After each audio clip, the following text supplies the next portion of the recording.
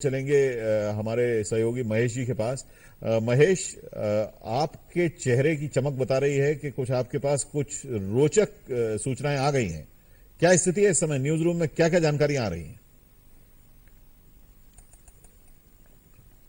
रुझान सामने आ रहे हैं जो वाकई चौंकाने वाले हैं और यही शायद वजह है कि बिल्कुल लोग टीवी के सामने बिल्कुल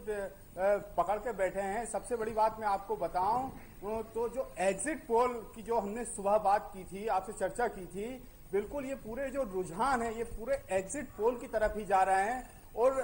ऐसा लग रहा है कि जैसे इस बार एग्जिट पोल अपने आप को खुद सही साबित करने पे तुला है। और इसके अलावा मैं आपसे को बताना चाहूंगा कि चाहे मध्य प्रदेश, छत्तीसगढ़ या राजस्थान, जहां कांग्रेस ने अभी हाल ही में विधानसभा चुनाव में जीत दर्ज की थी, यही वजह है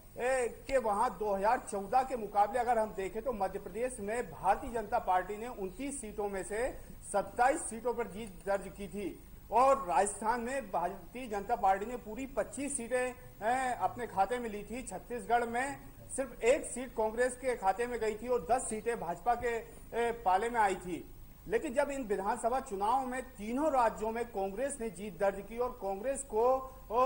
मतदाताओं ने चुना, कांग्रेस को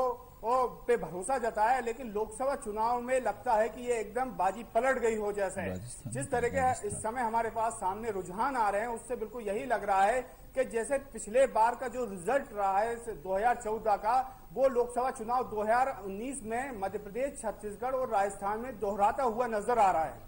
महेश, ये तो कुछ लोग आरोप लगा सकते हैं कि ये जो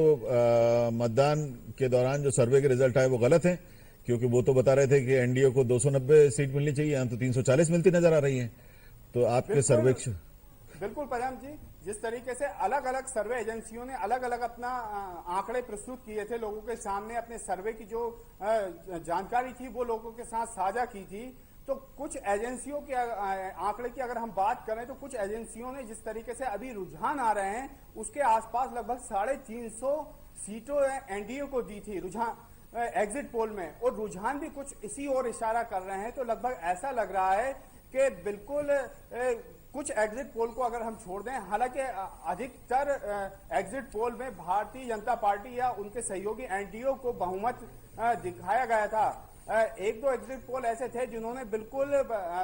सत्ता के या बहुमत के करीब एनडीए को रखा था, लेकिन जिस तरीके से अभी रुझान सामने आ रहे हैं वो बिल्कुल स्पष्ट कर रहे हैं कि भारतीय जनता पार्टी अपने सहयोगी दलों एनडीए के साथ एक बड़ी बढ़त की ओर बढ़ रही है और एक बड़ा बहुमत प्राप्त करने जा रही है। महेश, बहुत बहुत धन्यवाद न्यूज रूम से हमें जानकारी देने के लिए। और